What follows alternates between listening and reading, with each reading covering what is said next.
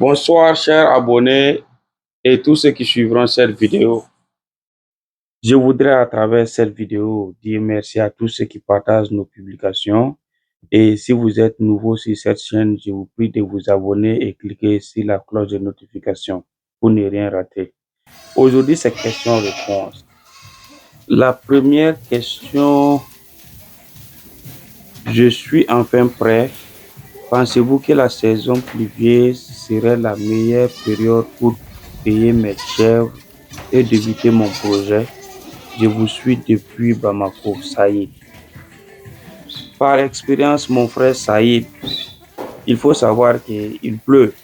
Donc, du coup, vos chèvres ne pourront pas aller en pâturage comme ça si vous êtes en brousse.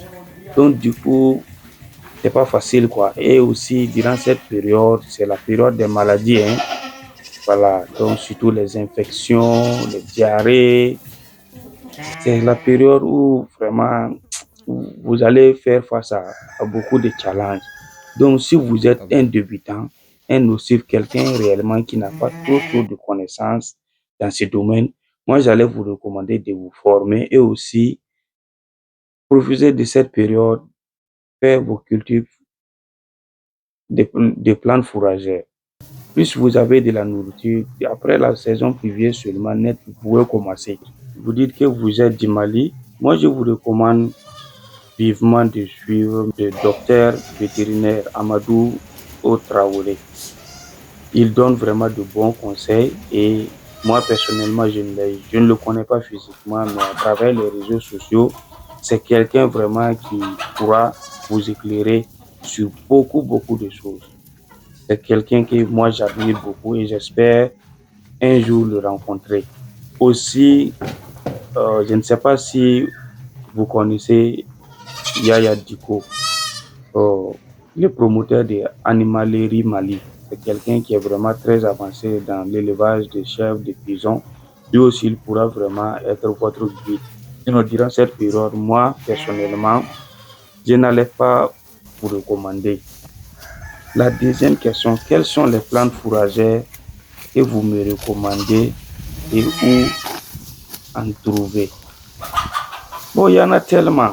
Comme ce que je disais, il y a du panicum, Mara Alfa, Super Napia, Brachiara Mulato, qui est très riche en protéines, 18 à 21% de contenance en protéines. Il y en a tellement de plantes fourragères qu'on ne finira jamais de citer. Mais tout dépend de votre localité et vous pouvez vous prendre attache avec ceux qui font la culture de ces plantes fourragères. Si vous êtes du côté du Burkina, plus précisément dans la région du Oué-Bobo du Lasso, pourquoi pas, vous pouvez moi aussi me contacter et je peux vous guider. J'ai aussi des plantes fourragères à mon niveau. Vous pouvez me faire signe aussi.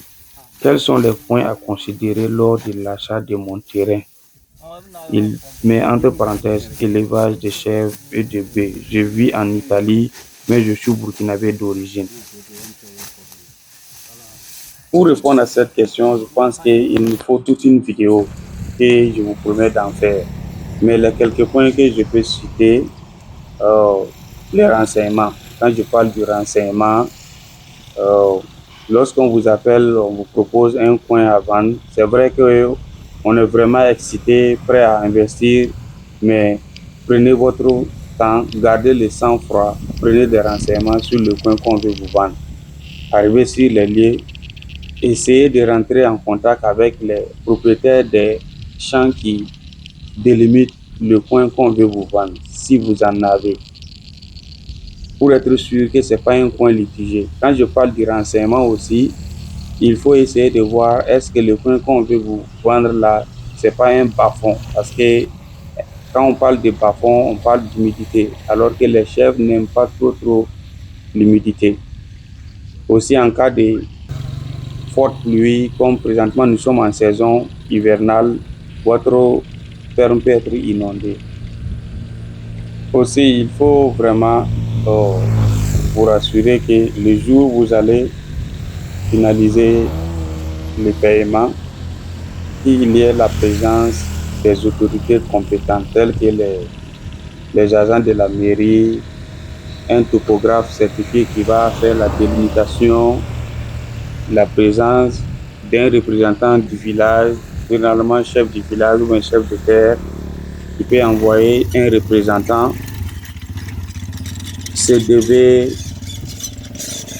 toutes ces personnes-là sont vraiment nécessaires, importantes. Et aussi les documents que vous allez avoir besoin pour introduire vos papiers à la mairie. Le jour même que vous voulez passer au paiement, rassurez-vous qu'on vous remet toutes ces pièces et documents. Sinon, après avoir donné l'argent, bon, c'est pas tout le monde, mais vous pouvez vous retrouver dans une situation où vous allez encore courir derrière des gens ou dépenser d'autres sommes rien que pour avoir souvent des pièces. Vous pouvez laisser en commentaire ce que vous en pensez et partager avec vos amis. Si vous avez